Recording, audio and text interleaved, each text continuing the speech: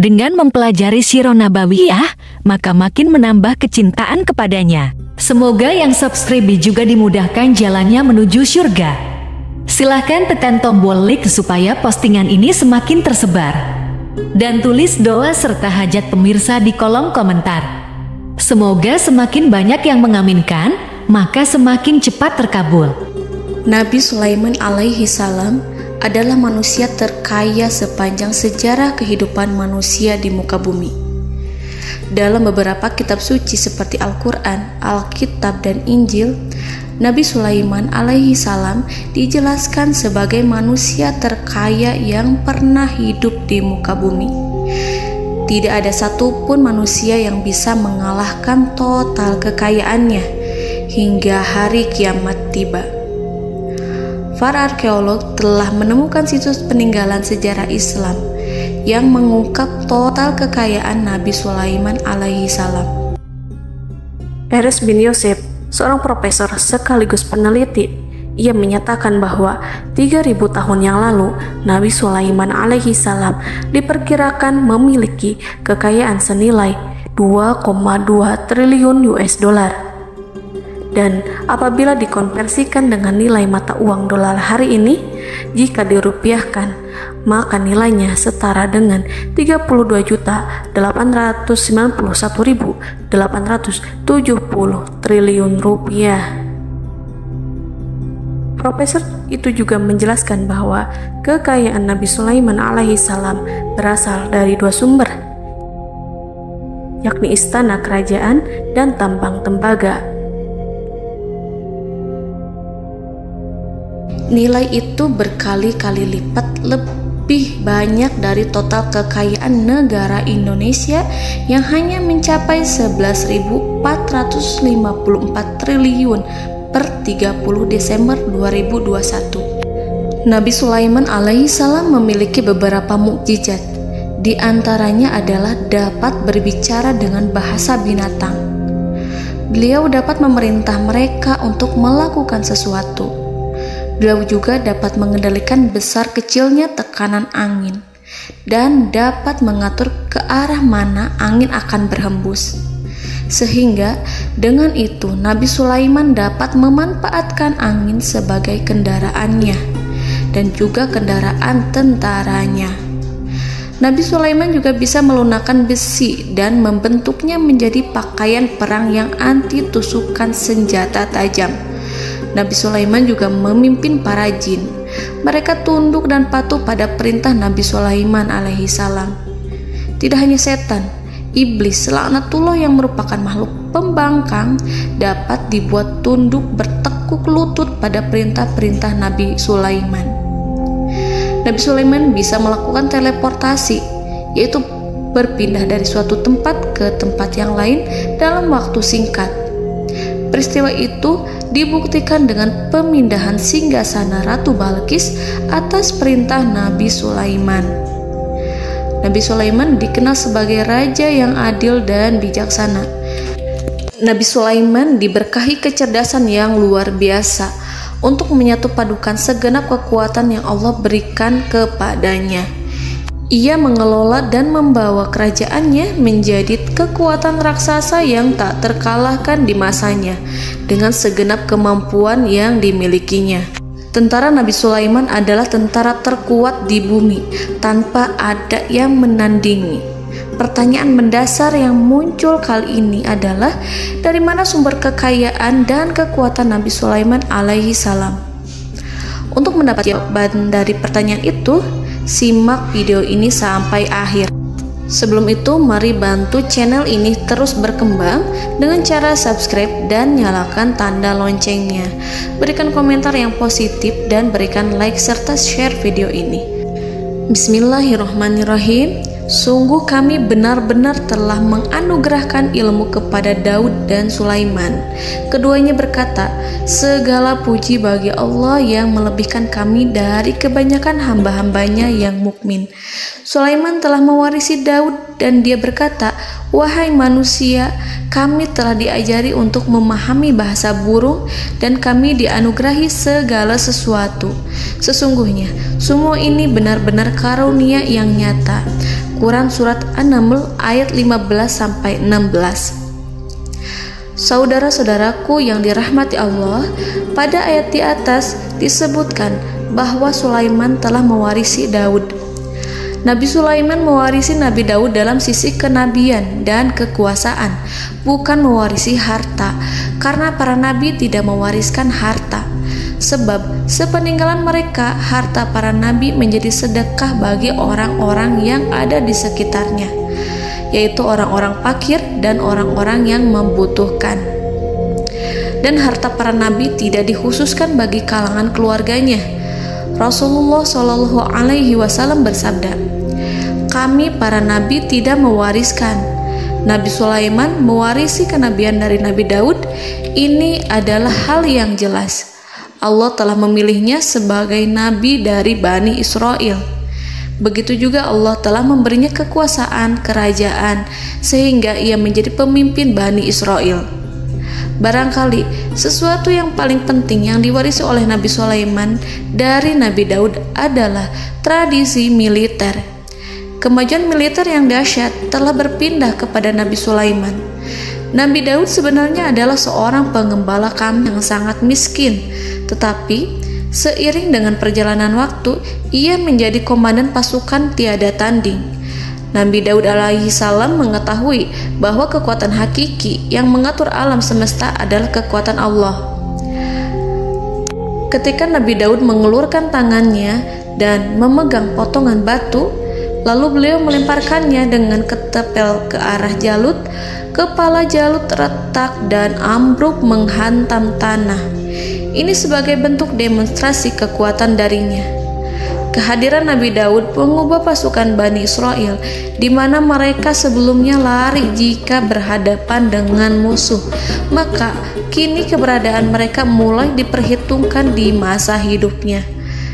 Nabi Daud mengalami peperangan yang sangat banyak, tapi Al-Quran tidak menceritakan secara terperinci.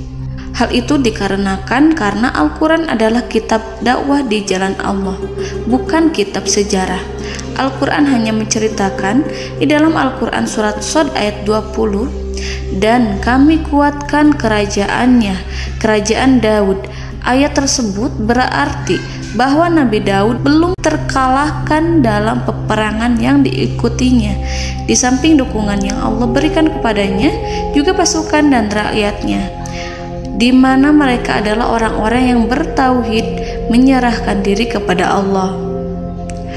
Allah Subhanahu wa Ta'ala mengajarkan kepada Nabi Daud hal-hal yang menjadikan pasukannya memiliki keistimewaan yang dengannya mereka dapat mengalahkan pasukan-pasukan lain, pasukan-pasukan besar yang ada di bumi pada saat itu.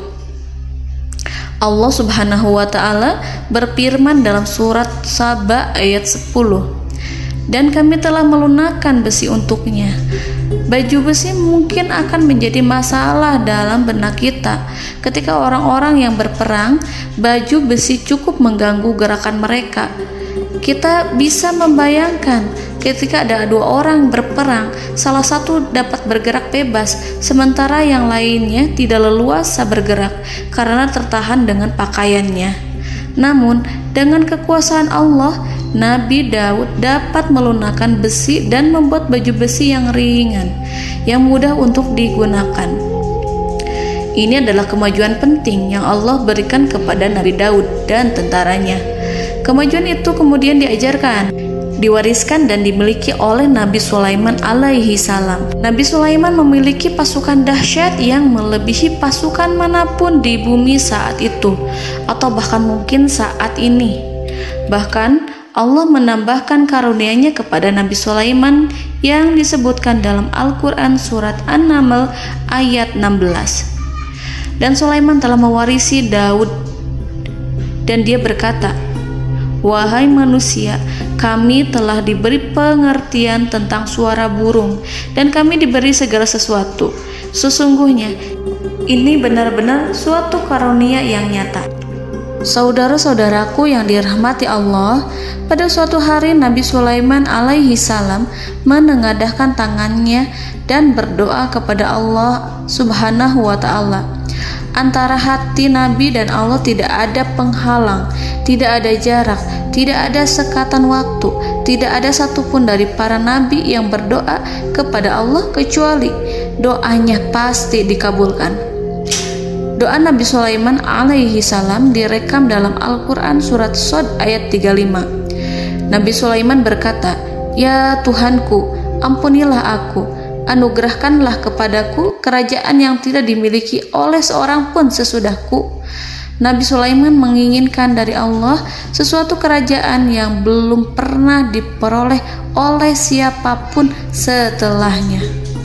Allah Subhanahu wa ta'ala mengabulkan doa Nabi Sulaiman dan memberinya kerajaan tersebut. Nabi Sulaiman mewarisi kekuasaan, kenabian, hikmah ilmu dari Nabi Daud alaihi salam. Orang-orang menyebut Nabi Sulaiman Al-Hakim, Sulaiman yang bijaksana. Kebijaksanaan Nabi Sulaiman tidak terbatas pada keadilannya di tengah-tengah manusia dan juga kasih sayangnya kepada mereka.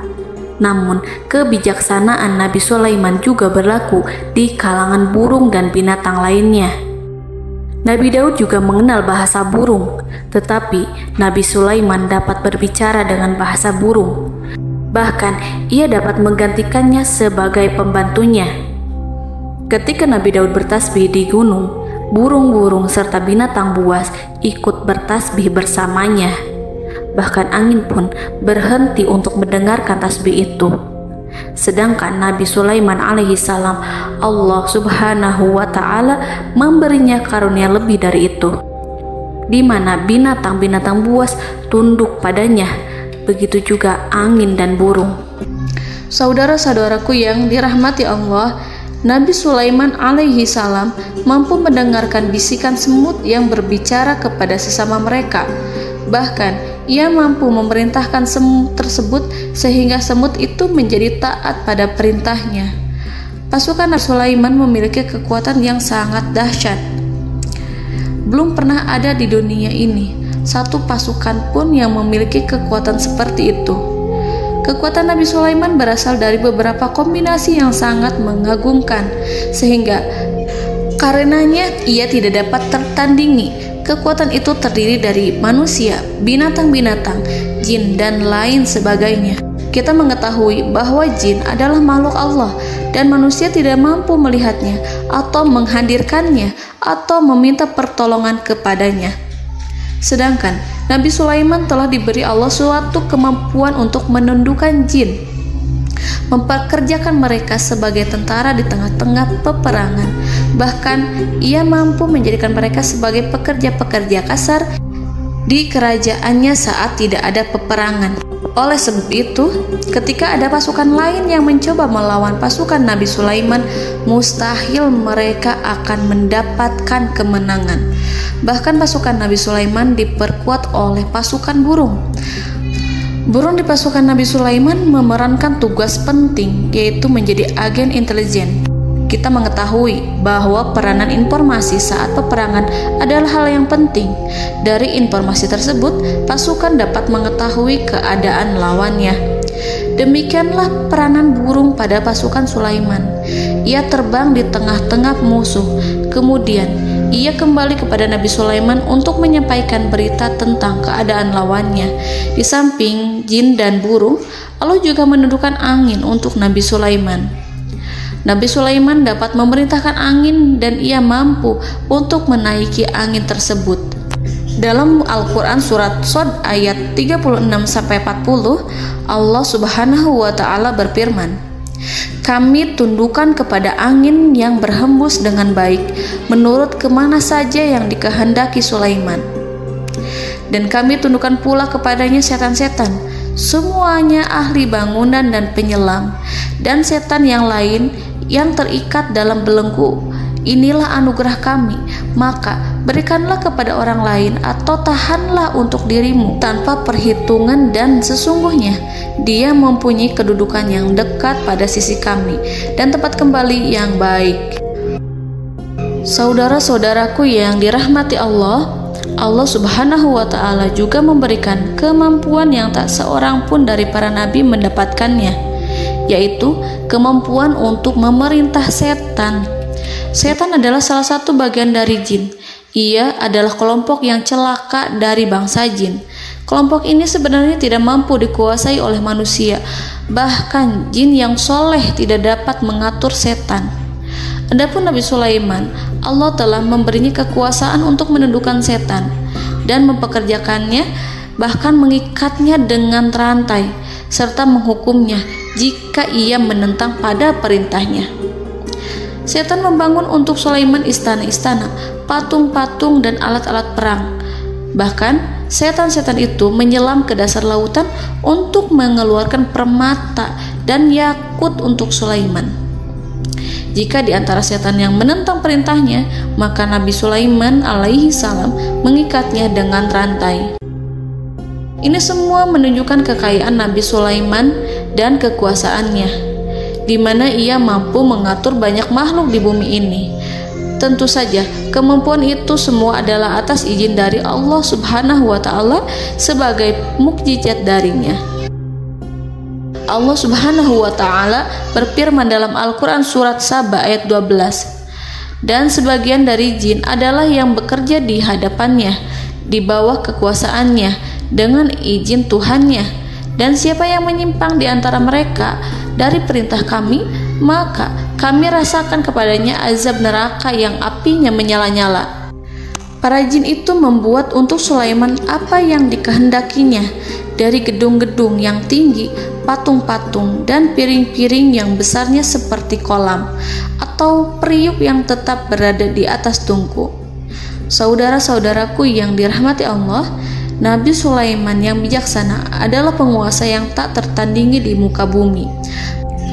Meskipun memperoleh nikmat-nikmat khusus yang agung itu yang Allah berikan kepada Sulaiman, beliau tetap menunjukkan dirinya sebagai manusia yang paling banyak berzikir kepada Allah dan manusia yang paling banyak bersyukur di zamannya.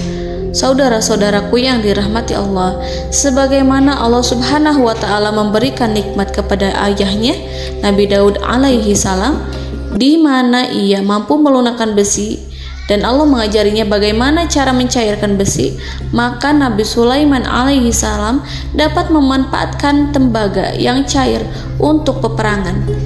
Dan juga di saat perdamaian, pada saat peperangan, beliau mencampur tembaga dengan besi dan menjadikannya perunggu. Mereka menggunakan senjata-senjata perunggu dalam peperangan seperti pedang, baju besi, dan juga pisau. Senjata-senjata ini adalah senjata yang paling kuat pada saat itu. Sedangkan di saat damai, tembaga digunakan untuk membuat bangunan, perhiasan, dan sebagainya. Meskipun Nabi Sulaiman mendapatkan nikmat yang besar dan karunia yang khusus, Allah Subhanahu wa Ta'ala mengujinya dengan suatu ujian yang dahsyat. Ujian yang akan selalu datang kepada seorang hamba yang soleh. Ketika hamba itu mendapatkan kedudukan besar, maka ujiannya pun menjadi besar. Allah Subhanahu wa Ta'ala menguji Nabi Sulaiman dengan penyakit. Diceritakan oleh Fahru Roji, Nabi Sulaiman diuji dengan suatu penyakit yang keras, di mana kedokteran saat itu tidak dapat dan tidak mampu mengatasinya. Sakitnya Nabi Sulaiman sangat keras sehingga para dokter dari kalangan manusia ataupun jin tidak mampu menghilangkan penyakit itu. Lalu burung-burung menghadirkan rumput-rumput yang dianggapnya sebagai obat, tetapi Nabi Sulaiman tak kunjung sembuh. Semakin hari penyakit Nabi Sulaiman semakin menjadi-jadi, sehingga ketika Nabi Sulaiman duduk di atas kursi, ia duduk bagaikan tubuh tanpa roh. Seakan-akan ia mati karena saking keras penyakit yang dideritanya. Sakit yang diderita oleh Nabi Sulaiman alaihi salam berlangsung sangat lama. Namun Nabi Sulaiman tidak henti-hentinya berzikir kepada Allah dan meminta kesembuhan kepadanya, serta selalu beristighfar dan mengungkapkan rasa cinta kepadanya. Selesailah ujian Allah terhadap hambanya Nabi Sulaiman. Beliau pun sembuh Nabi Sulaiman merasakan kembali kesehatannya setelah ia mengetahui segala kejayaan dan segala kekuasaan serta segala kebesarannya tidak lagi mampu menghilangkan penyakit yang dideritanya kecuali jika Allah menghendaki. Saudara-saudaraku yang dirahmati Allah, Nabi Sulaiman telah membangun tempat ibadah, tempat sujud, sehingga manusia menyembah Allah di dalamnya. Orang-orang yang membangunnya berjumlah puluhan ribu orang. Tentu setiap kelompok dari mereka memiliki pekerjaan masing-masing. Di antara mereka ada yang mencairkan tembaga, di antara mereka ada yang tukang pahat, ada yang tukang ukir, ada yang membelah batu, ada yang memotong kayu, ada yang mendatangkan rumput-rumput dari Libanon, ada yang mendatangkan emas dan menjadikannya lempengan-lempengan yang mengkilat untuk menutupi kayu serta untuk melapisi dinding-dinding. Bahkan golongan jin pun membantu membangun tempat tersebut, tentu dengan perintah dan bimbingan Nabi Sulaiman. Mereka membuat patung-patung yang besar, membuat bejana yang besar untuk tempat makan para tentara dan pekerja, yaitu bejana seperti gunung. Karena saking berat dan besarnya, mereka juga membuat tempat-tempat minum yang besarnya seperti kolam. Nabi Sulaiman mengawasi para pekerjanya dan juga mengurusi masyarakatnya, di mana beliau mengenali problem mereka dan berusaha memecahkannya.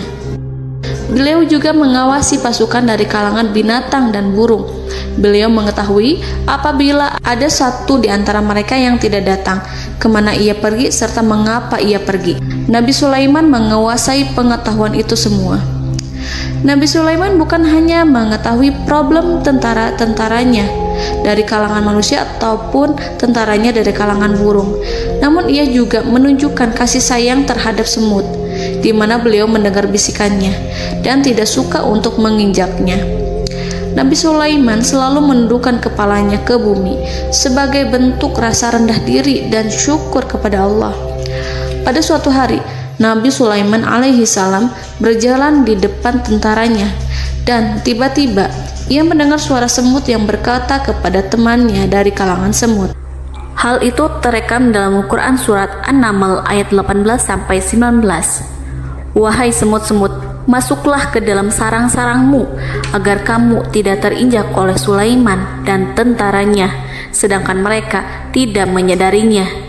Nabi Sulaiman alaihi salam tersenyum mendengar itu dan ia berdoa, "Ya Allah, ya Tuhanku, berilah aku ilham untuk tetap mensyukuri nikmat-Mu yang telah Engkau anugerahkan kepadaku dan kepada kedua orang ibu bapakku, dan untuk mengerjakan amal soleh yang Kau ridhoi, dan masukkanlah aku ke dalam rahmat-Mu, ke dalam golongan hamba-hamba-Mu yang soleh." Saudara-saudaraku yang dirahmati Allah, meskipun Nabi Sulaiman mendapatkan kekuasaan dan memiliki tentara yang besar, namun beliau menunjukkan kasih sayang terhadap bangsa semut. Beliau mendengarkan bisikannya dan melihat semut yang ada di depannya. Oleh karena itu, tak mungkin baginya untuk menginjak golongan semut itu. Nabi Sulaiman bersyukur kepada Allah telah memberinya nikmat, yaitu nikmat rahmat dan kasih sayang. Di samping itu, Nabi Sulaiman alaihi salam adalah orang paling kaya di dunia. Istananya terbuat dari kayu gaharu yang memiliki wangi harum. Istananya terbuat dari emas yang terkadang dari kristal. Beliau juga memiliki kursi besar yang terbuat dari emas dan permata. Istana Nabi Sulaiman merupakan istana yang paling besar di dunia. Nabi Sulaiman menggunakan pakaian dari emas dan permata. Meskipun demikian, Nabi Sulaiman tetap menunjukkan sebagai hamba yang berserah diri dan rendah diri di hadapan Allah Subhanahu wa Ta'ala. Nabi Sulaiman yang merendahkan diri di hadapan Allah, ia selalu sujud kepada Allah, sebagaimana ayahnya yang selalu bertasbih pada Allah. Nabi Sulaiman selalu melantunkan lagu-lagu cinta ilahi dan hanya memuji Allah Subhanahu wa Ta'ala. Pada suatu hari, Nabi Sulaiman alaihi salam mengeluarkan perintah kepada pasukannya untuk bersiap-siap. Kemudian, Nabi Sulaiman keluar dan memeriksa pasukannya satu demi satu. Kelompok yang pertama adalah kelompok manusia. Nabi Sulaiman memperhatikan kesiapan mereka. Lalu Nabi Sulaiman mengeluarkan perintah-perintah kepada mereka. Kemudian Nabi Sulaiman memeriksa kelompok jin dan menyampaikan perintahnya kepada mereka. Beliau memenjarakan jin yang tampak bermalas-malasan saat bekerja. Lalu beliau memeriksa binatang dan berkata kepada mereka, apakah mereka sudah makan dengan baik? Apakah mereka tidur dengan nyenyak? Apakah ada yang mengadu pada mereka, misalkan karena penyediaan makanan yang tidak layak? Apakah ada di sana yang sakit dan lain sebagainya? Ketika Nabi Sulaiman merasa puas dengan semuanya, Nabi Sulaiman memasuki tenda tempat berkumpulnya para burung. Nabi Sulaiman alaihi salam kemudian memasuki tenda tersebut, mengamati keadaan di sekitarnya, sehingga beliau mengetahui bahwa ada satu burung yang tidak hadir, yaitu burung hudhud. Mengapa aku tidak melihat burung hudhud? Burung-burung yang lain tampak terdiam sebagai penghormatan, dan mereka mendengarkan apa yang akan dikatakan pemimpin mereka. Nabi Sulaiman mengarahkan pandangannya pada semua burung dan tidak menemukan burung hudhud di antara mereka. Tak seekor burung pun yang mengetahui keberadaannya. Burung hudhud absen pada apel wajib kali ini. Nabi Sulaiman mulai menampakkan kemarahannya. Tiba-tiba, seekor burung kecil memberanikan diri untuk berkata kepada Nabi Sulaiman, "Wahai Nabi yang mulia, seharusnya hudhud ada bersamaku kemarin untuk melaksanakan tugas penyelidikan. Ia adalah pemimpin misi itu. Namun, burung hudhud belum datang. Oleh karena itu, aku tidak pergi bersamanya." Burung itu tampak gemetar. Nabi Sulaiman mengetahui bahwa hudhud tidak hadir dan tak seorang pun mengetahui kemana ia pergi. Burung hudhud pergi tanpa izin terlebih dahulu. Dalam keadaan marah, Nabi Sulaiman berkata, "Sungguh aku benar-benar akan mengazabnya dengan azab yang sangat keras atau benar-benar menyembelihnya, kecuali jika ia benar-benar datang kepadaku dengan alasan yang jelas." Kawanan burung-burung mengetahui bahwa Nabi Sulaiman sedang marah dan telah menetapkan untuk menyiksa burung hudhud atau menyembelihnya atau justru memaafkannya dengan syarat ia datang dengan membawa alasan yang dapat menyelamatkannya, atau dengan kata lain, burung hudhud dapat memastikan bahwa ia melaksanakan tugas yang penting. Nabi Sulaiman menunjukkan kemarahan yang besar sehingga siapapun akan merasa takut kepada Nabi Sulaiman yang marah. Nabi Sulaiman kemudian pergi dari tempat burung tersebut. Nabi Sulaiman masih memikirkan keadaan burung hudhud. Seharusnya burung hudhud menjadi bagian penting dari badan intelijen. Apakah ia pergi untuk menyingkap suatu, atau apakah ia pergi hanya untuk bermain-main? Nabi Sulaiman telah memperhatikan dan mengetahui bahwa burung hudhud adalah seekor burung yang cerdik dan juga fasih berbicara. Terkadang Nabi Sulaiman mendapati burung hudhud sedang bermain-main dan menunda-nunda pekerjaannya. Namun ketika Nabi Sulaiman melihatnya, burung hudhud memahami bahwa perbuatannya tidak benar. Oleh karena itu, ia tidak boleh menyampur adukan antara waktu serius dan waktu bermain. Tidak lama setelah itu, burung hudhud tiba di tempat para burung. Burung-burung yang lain berkata kepadanya, "Wahai hudhud, pergilah engkau ke tempat Nabi Sulaiman. Jika ia mengetahui bahwa engkau telah sampai, jiwamu benar-benar terancam." Mendengar itu, burung hudhud segera beranjak. Ia terbang menemui Nabi Sulaiman. Pada waktu itu, Nabi Sulaiman sedang duduk bersama tentaranya yang lain. Burung hudhud berdiri. Ia telah merencanakan untuk memulai pembicaraan dengan Nabi Sulaiman sebelum Nabi Sulaiman bertanya kepadanya kemana dia pergi. Ini sebagai bukti bahwa hudhud telah melaksanakan suatu tugas yang penting. Dalam Al-Quran Surat An-Naml ayat 22, burung hudhud berbicara, "Aku telah mengetahui sesuatu yang kamu belum mengetahuinya, dan kubawa kepadamu dari negeri Saba suatu berita penting yang diyakini seakan-akan burung hudhud hendak berkata, 'Aku adalah hudhud yang miskin, tapi aku mengetahui apa yang tidak engkau ketahui, dan aku telah datang kepadamu dari kerajaan Saba dengan membawa berita yang sangat penting.'" Nabi Sulaiman tampak terdiam menunggu hudhud menyelesaikan kisahnya. Dalam surat An-Naml ayat 23-24, burung hudhud berkata, Sesungguhnya aku menjumpai seorang wanita yang memerintah mereka. Dia dianugerahi segala sesuatu serta mempunyai singgasana yang besar. Aku mendapati dia dan kaumnya menyembah matahari selain Allah.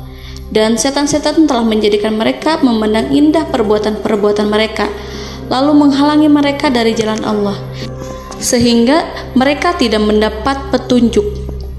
Burung hudhud diam.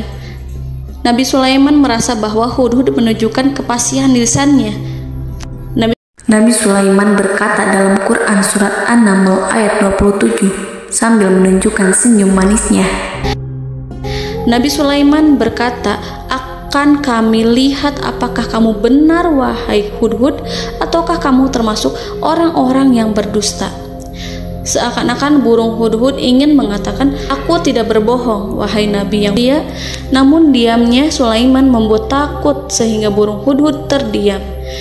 Nabi Sulaiman terdiam karena berpikir, lalu ia memutuskan sesuatu setelah itu.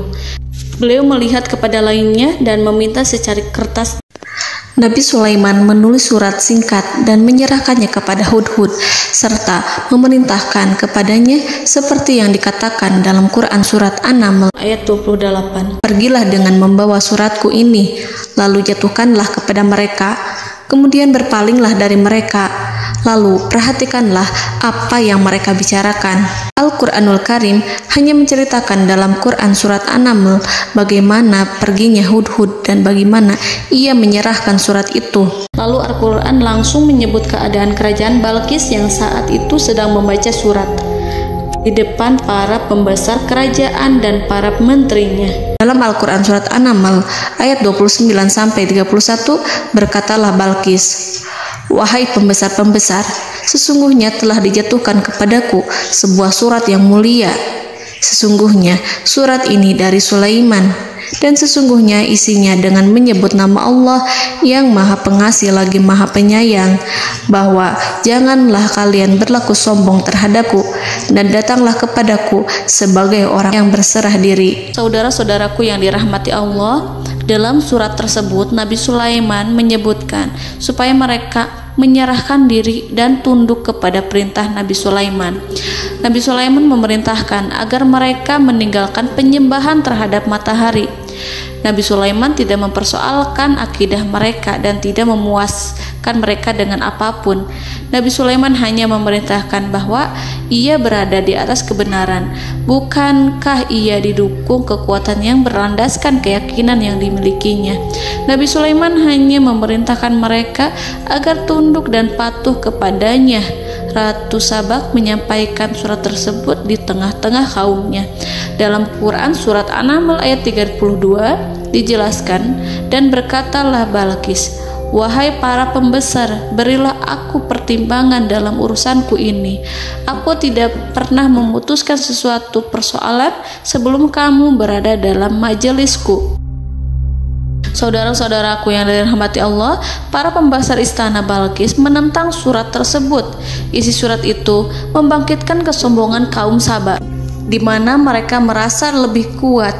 Mereka mengetahui bahwa di sana ada seorang yang mencoba menentang mereka dan mengisyaratkan peperangan kepada mereka.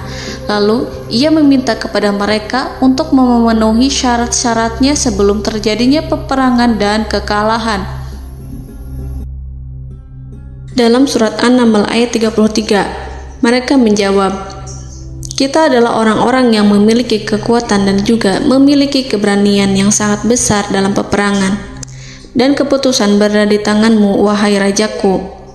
Maka pertimbangkanlah apa yang akan kamu perintahkan." Saudara-saudaraku yang dirahmati Allah, para pembesar kaum Sabak seakan ingin berkata, "Kita siap untuk melaksanakan perang." Tampaknya ratu itu memiliki kebijakan yang lebih baik dari pembesar kaumnya. Surat Sulaiman itu membuatnya berpikir lebih jernih dan lebih berhati-hati. Ia berusaha sebisa mungkin menghindari peperangan. Ratu itu berpikir dalam tempo yang lama. Nama Sulaiman tidak diketahuinya dan ia pun belum pernah mendengarnya. Oleh karena itu, Ratu kaum Sabak tidak mampu mengetahui dan mendeteksi seberapa besar kekuatan Nabi Sulaiman.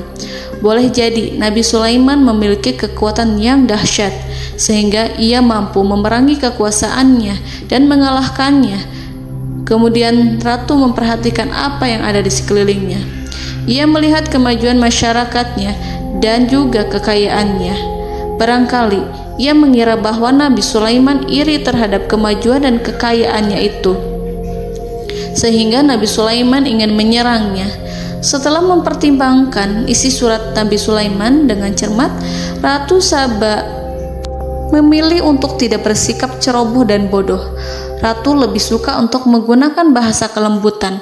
Ia mengirim kepada Nabi Sulaiman suatu hadiah yang besar. Ratu mengira bahwa Nabi Sulaiman seorang yang ambisius, yang boleh jadi ia telah mendengar tentang kekayaan kerajaan Saba. Para utusan pergi dengan membawa hadiah dari Ratu Saba.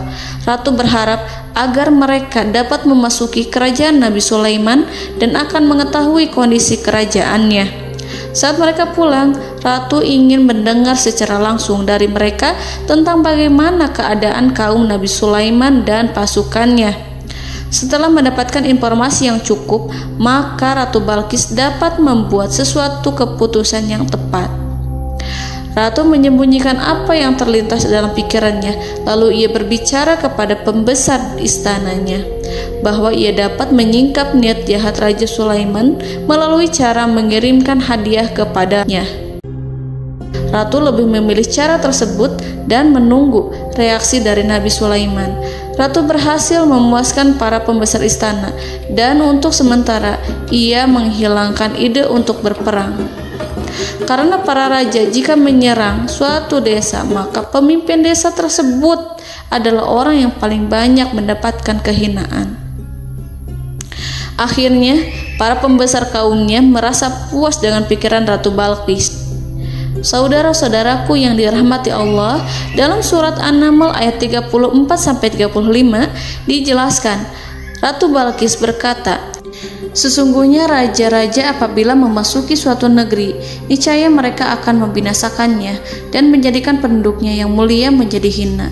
Dan demikian pula lah yang akan mereka perbuat. Dan sesungguhnya aku akan mengirim utusan kepada mereka dengan membawa hadiah, dan aku akan menunggu apa yang akan dibawa kembali oleh utusan itu." Kemudian sampailah hadiah dari Ratu Balqis kepada Nabi Sulaiman. Para intelijen Nabi Sulaiman memberitahunya bahwa utusan Balqis datang dengan membawa hadiah. Nabi Sulaiman langsung mengetahui bahwa Ratu Balqis itu sengaja mengirim orang-orangnya untuk mengetahui atau untuk mendapatkan informasi tentang kekuatannya. Lalu setelah itu ia akan mengambil keputusan atau mengambil sikap kepada kerajaan Sulaiman. Nabi Sulaiman segera memanggil semua pasukannya untuk berkumpul. Utusan Balqis segera memasuki istana Nabi yang dipenuhi dengan pasukan yang besar bersenjata. Melihat itu, utusan Ratu Balqis tercengang dan terkejut ketika mereka melihat kekayaan yang mereka bawa tidak ada apa-apanya dibandingkan dengan kerajaan Nabi Sulaiman. Hadiah mereka tampak tidak berarti. Emas yang mereka bawa tampak tidak memiliki makna saat mereka memasuki istana Nabi Sulaiman yang terbuat dari kayu-kayu pohon gaharu yang mengeluarkan bau yang harum serta dihiasi dengan emas permata. Para utusan Ratu Balqis berdiri bersama Nabi Sulaiman dan menyaksikan bagaimana Nabi Sulaiman mengendalikan pasukannya. Kemudian mereka mulai berpikir tentang kekuatan dan kualitas pasukan Nabi Sulaiman. Betapa kagetnya mereka ketika melihat di tengah-tengah pasukan itu terdapat singa, burung, dan tentara dari kalangan manusia yang mampu terbang. Mereka pun sadar bahwa mereka di hadapan pasukan yang tiada tandingannya. Selesailah demonstrasi pasukan Nabi Sulaiman. Kemudian para utusan ratu dipersilahkan maju ke tempat hidangan makanan. Para utusan itu sangat terkejut ketika melihat berbagai macam makanan dari penjuru dunia ada di depannya. Dan di antara makanan itu terdapat pula makanan yang biasa ditemukan di negeri mereka. Tetapi mereka melihat bahwa makanan itu memiliki rasa yang lebih istimewa. Selain itu, piring-piring yang ada di depan mereka terbuat dari emas dan mereka dilayani oleh laki-laki yang berhias dengan emas. Di meja makan itu terdapat burung, ikan laut, dan berbagai macam daging yang mereka tidak mampu lagi membedakan daging apa itu. Nabi Sulaiman tidak makan bersama mereka, tapi beliau makan dengan menggunakan piring yang terbuat dari kayu.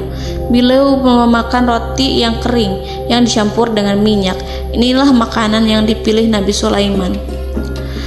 Makan bersama mereka dalam keadaan diam, mereka merasa kehadiran Nabi Sulaiman menciptakan suatu wibawa yang luar biasa. Selesai perjamuan itu, lalu dengan sangat malu mereka menyerahkan hadiah dari Ratu Balqis kepada Nabi Sulaiman. Hadiah itu berupa emas yang bagi mereka hadiah itu sangat bernilai tinggi. Tapi di sini hadiah itu tampak kecil di hadapan kekayaan Nabi Sulaiman yang sangat mengagumkan. Nabi Sulaiman memperhatikan hadiah dari Ratu Balqis itu dan berkata dalam Quran surat An-Naml ayat 36, "Maka apa yang diberikan Allah kepadaku lebih baik daripada apa yang diberikannya kepadamu, tetapi kamu merasa bangga dengan hadiahmu."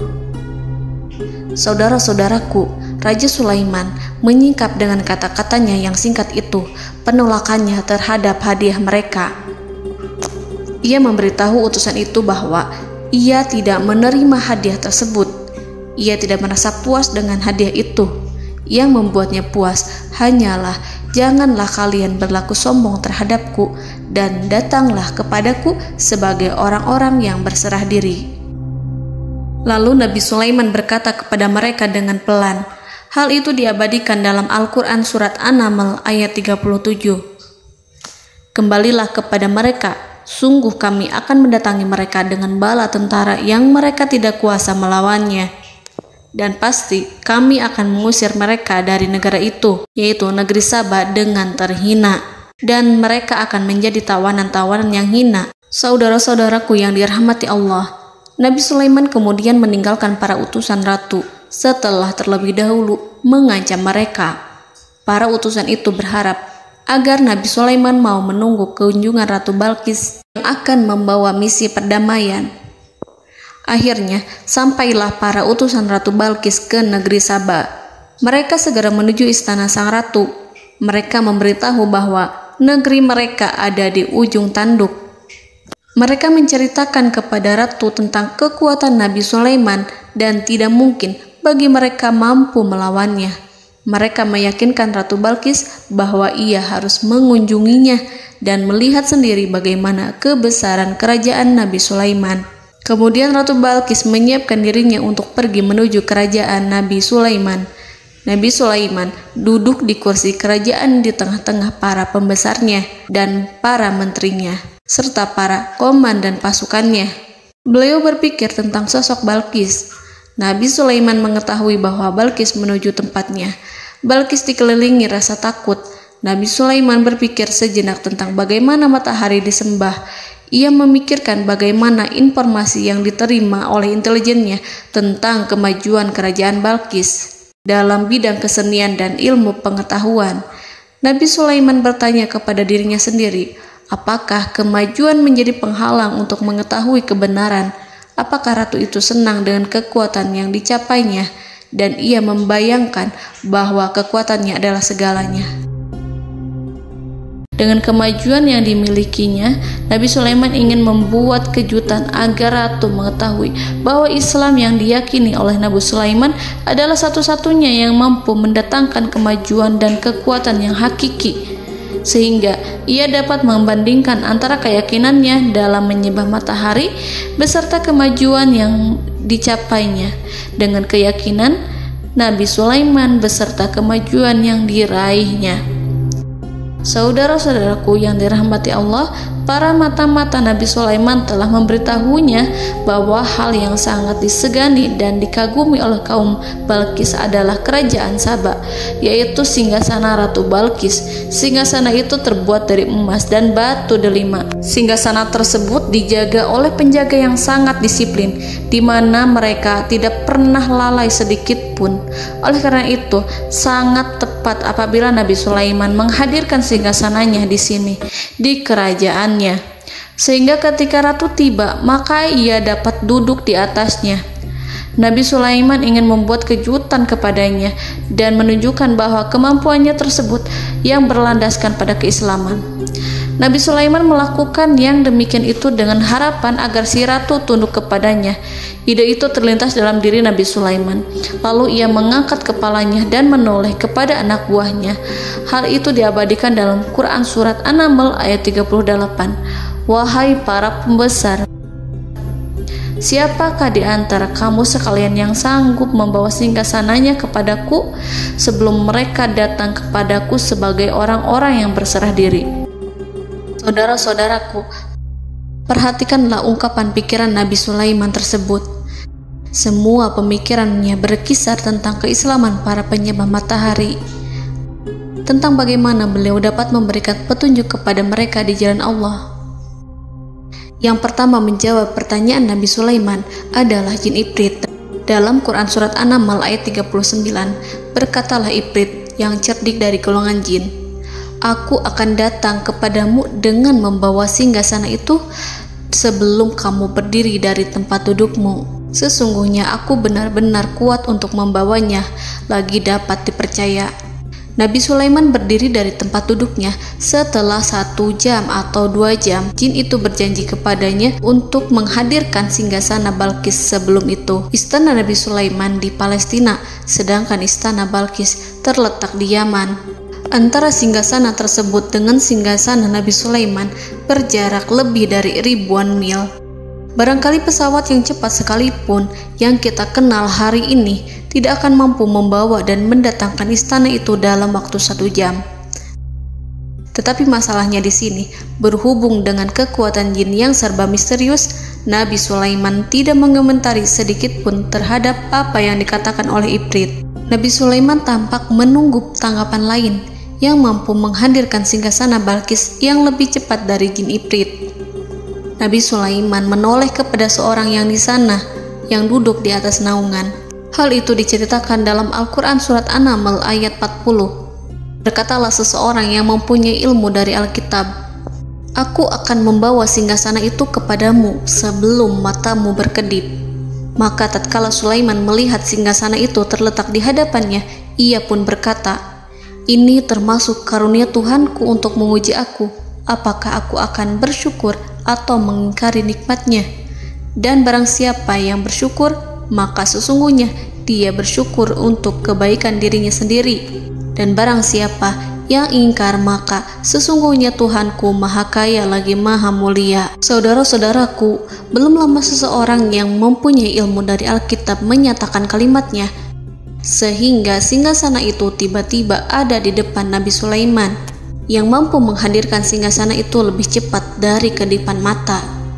Al-Quranul Karim tidak menyingkap kepribadian seseorang yang menghadirkan singgasana itu. Al-Quran hanya menggarisi bahwa orang itu mempunyai ilmu dari Alkitab. Al-Quran tidak menjelaskan kepada kita apakah ia seorang malaikat ataukah manusia ataukah jin. Al-Quran sengaja tidak menyingkap hakikat kitab yang dimaksud.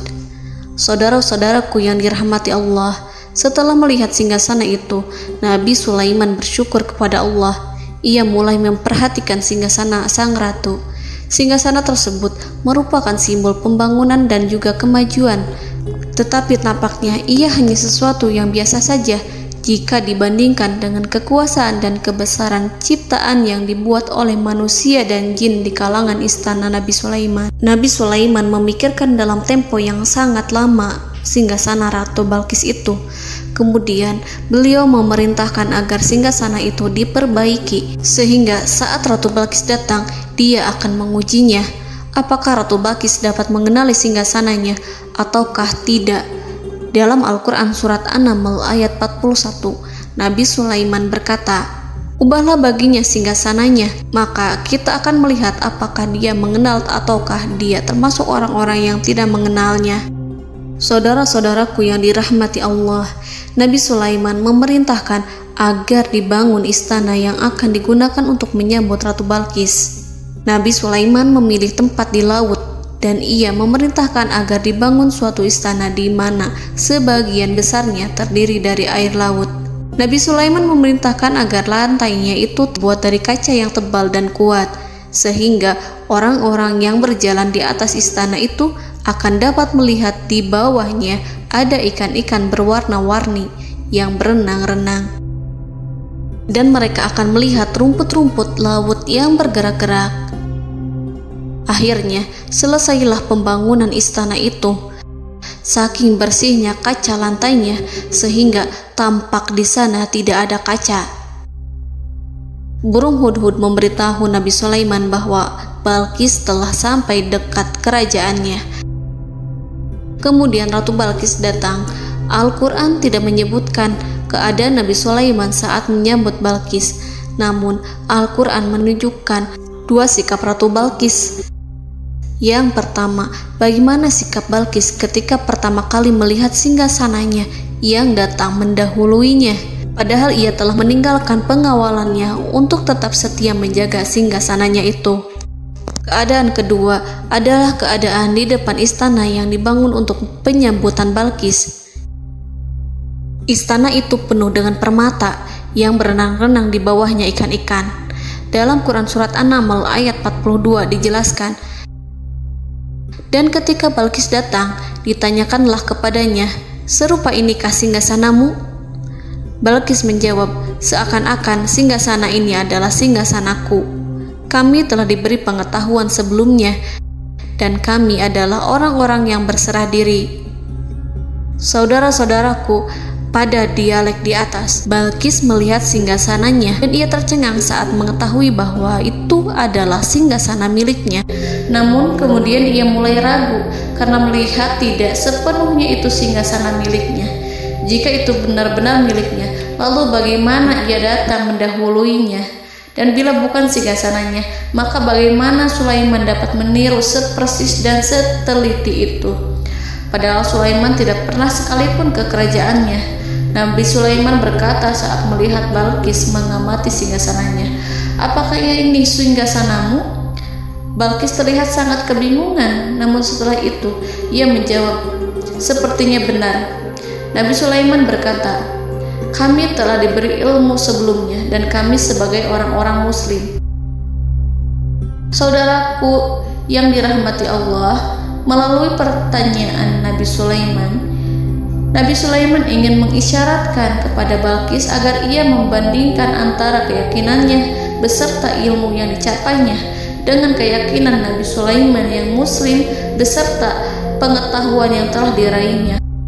Penyembahan terhadap matahari dan pencapaian ilmu yang dicapai oleh Ratu Balqis tanpa tidak ada apa-apanya dibandingkan dengan ilmu Nabi Sulaiman dan keislaman. Nabi Sulaiman telah mendahuluinya dalam bidang ilmu karena keislamannya. Karena itu, sangat mudah baginya untuk mengungguli Balqis dalam ilmu-ilmu yang lainnya. Demikianlah yang disyaratkan dalam pertanyaan Nabi Sulaiman kepada Ratu Balqis. Ratu Saba itu mengetahui bahwa ini adalah singgasananya, di mana singgasana itu datang lebih dahulu daripada dirinya. Beberapa bagian darinya telah diubah saat Balqis masih di perjalanan menuju ke tempat Nabi Sulaiman. Ia berpikir kemampuan apa yang dimiliki Nabi Sulaiman. Ratu Balqis tercengang melihat apa yang disaksikannya, yang berupa buah dari keimanan Nabi Sulaiman dan hubungannya dengan Allah Subhanahu wa Ta'ala. Sebagaimana Balqis juga tercengang ketika melihat kemajuan di bidang ilmu pembangunan, seni, dan ilmu-ilmu yang lainnya. Maka ia tidak lebih kagum lagi saat melihat hubungan yang kuat antara keislaman Nabi Sulaiman dengan ilmunya serta kemajuan yang diraihnya. Dalam Al-Quran Surat An-Naml ayat 43 dijelaskan, dan apa yang disembahnya selama ini selain Allah mencegahnya untuk melahirkan keislamannya, karena sesungguhnya ia terdahulu termasuk orang-orang yang kafir. Saudara-saudaraku yang dirahmati Allah, berguncanglah dalam benak Balqis ribuan hal ketika melihat keyakinan kaumnya runtuh di hadapan Nabi Sulaiman. Ia menyadari matahari yang disembahnya hanya merupakan ciptaan Allah, dan Allah lah yang menggerakkannya untuk hamba-hambanya. Lalu terbitlah matahari kebenaran dalam dirinya. Hatinya diterangi oleh cahaya baru yang tidak akan tenggelam seperti tenggelamnya matahari. Masa keislamannya hanya menunggu waktu. Ratu Balqis memilih waktu yang tepat untuk mengumumkan keislamannya. Allah Subhanahu wa Ta'ala berfirman dalam Quran Surat An-Naml ayat 44. Dikatakan kepadanya, masuklah ke dalam istana. Maka tatkala ia melihat lantai istana itu, dikiranya kolam air yang besar dan disingkapnya 2 betisnya. Berkatalah Sulaiman, sesungguhnya ia adalah istana licin yang terbuat dari kaca. Berkatalah Balqis, wahai Tuhanku, sesungguhnya aku telah berbuat zalim terhadap diriku dan aku berserah diri bersama Sulaiman kepada Allah Tuhan semesta alam. Saudara-saudaraku yang dirahmati Allah, dikatakan kepada Balqis, masuklah ke dalam istana. Ketika ia masuk, maka ia tidak menyaksikan adanya kaca, tetapi ia melihat air, sehingga ia mengira akan bersinggungan dengan air. Lalu ia menyingkapkan sedikit bajunya agar bajunya itu tidak basah. Nabi Sulaiman mengingatkannya tanpa melihatnya agar ia tidak khawatir terhadap pakaiannya, karena pakaiannya tidak akan basah sebab di sana tidak ada air. Itu sekedar kaca yang halus, yang saking halusnya sehingga ia tidak tampak. Pada kesempatan itulah Balqis mengumumkan keislamannya yang mengakui kelalimannya, dan ia menyatakan menyerahkan diri kepada Nabi Sulaiman dan kepada Allah Tuhan semesta alam. Lalu kaumnya pun mengikutinya dan mereka memeluk Islam. Balqis menyadari ia berhadapan dengan penguasa yang terbesar di bumi dan Nabi Allah yang mulia. Untuk pertama kalinya, wajah Sulaiman tampak dihiasi dengan senyuman yang menunjukkan kepuasannya sejak Balqis mengunjunginya. Demikianlah Nabi Sulaiman mewujudkan kejayaannya yang hakiki dan menyebarkan cahaya Islam di muka bumi. Saudara-saudaraku, Al-Quran tidak menyebutkan kisah Balqis setelah keislamannya. Para ahli tafsir mengatakan bahwa ia menikah dengan Nabi Sulaiman. Selain itu, ada yang mengatakan bahwa ia menikah dengan salah satu orang dekat Nabi Sulaiman. Ada juga yang mengatakan bahwa sebagian Raja Habasyah adalah keturunan dari buah perkawinan ini. Wallahu a'lam bishawab. Saudara-saudaraku yang dirahmati Allah, Nabi Sulaiman hidup di tengah-tengah kejayaan dan kemuliaan di bumi. Kemudian Allah menetapkan kematian untuknya, sebagaimana kehidupan Sulaiman berada di puncak kemuliaan dan kejayaan yang penuh dengan keajaiban yang luar biasa, maka kematiannya pun merupakan tanda-tanda kebesaran Allah yang penuh dengan keajaiban. Demikianlah bahwa kematiannya sesuai dengan kehidupannya, sesuai dengan kejayaannya. Allah berfirman tentang kematian Sulaiman di dalam Al-Quran Surat Saba ayat 14. Maka tatkala kami telah menetapkan kematian Nabi Sulaiman, tidak ada yang menunjukkan kepada mereka kematiannya itu kecuali rayap yang memakan tongkatnya. Maka tatkala ia telah tersungkur, tahulah jin bahwa kalau sekiranya mereka mengetahui yang gaib, tentulah mereka tidak akan tetap dalam siksa yang menghinakan. Saudara-saudaraku, kemampuan Nabi Sulaiman untuk menundukkan jin dan mempekerjakan mereka serta hubungan mereka dengan semua itu menimbulkan fitnah di tengah-tengah manusia dalam hal tertentu. Kematian Nabi Sulaiman merupakan batasan jawaban terhadap fitnah ini. Kami tidak mengetahui siapa yang mengklaim bahwa jin mengetahui hal yang gaib. Apakah itu setan yang terkutuk, atau jin yang bodoh, atau manusia yang tertipu?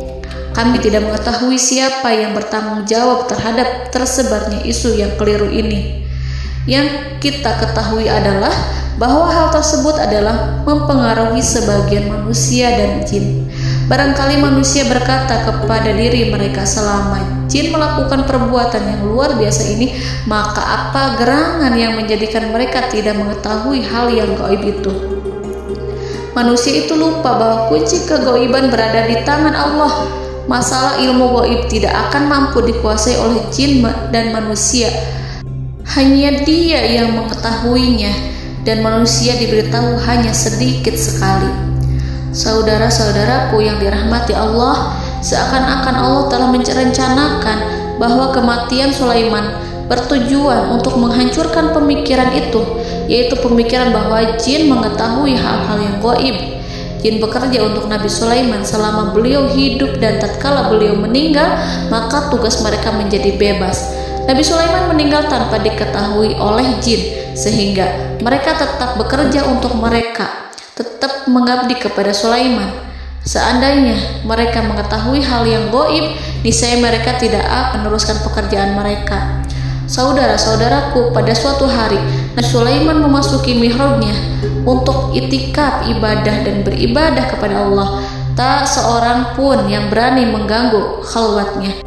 Mihrab Sulaiman terletak di puncak gunung dan dindingnya terbuat dari permata.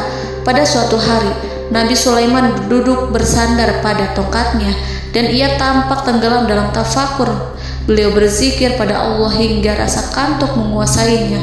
Lalu setelah itu malaikat maut menemuinya. Nabi Sulaiman pun meninggal. Beliau bersandar kepada tongkatnya. Jin melihatnya dan mengira bahwa beliau sedang sholat, sehingga mereka pun terus melanjutkan pekerjaannya. Berlalulah hari demi hari yang panjang. Datanglah rayap, yaitu semut kecil yang memakan kayu. Hewan itu mulai memakan tongkat Nabi Sulaiman.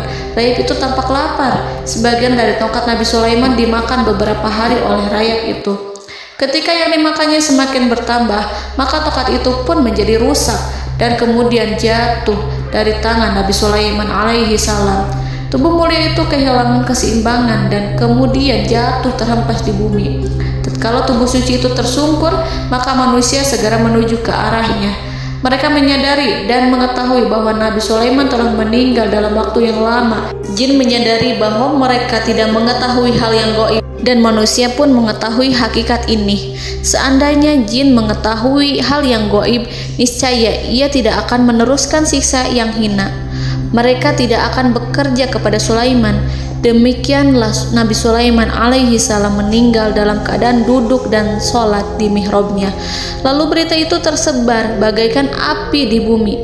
Manusia, burung, dan binatang buas mengantarkan jenazah Nabi Sulaiman. Sekawanan burung tampak sedih dan menangis. Semua makhluk bersedih. Akhirnya tak seorang pun mengetahui bahasa burung di bumi. Meninggallah seorang yang memahami pembicaraan burung, binatang-binatang, jin, dan lain sebagainya. Burung-burung itu berkata, betapa beratnya kehidupan di tengah orang-orang yang tidak mengetahui pembicaraan kita. Allahu a'lam.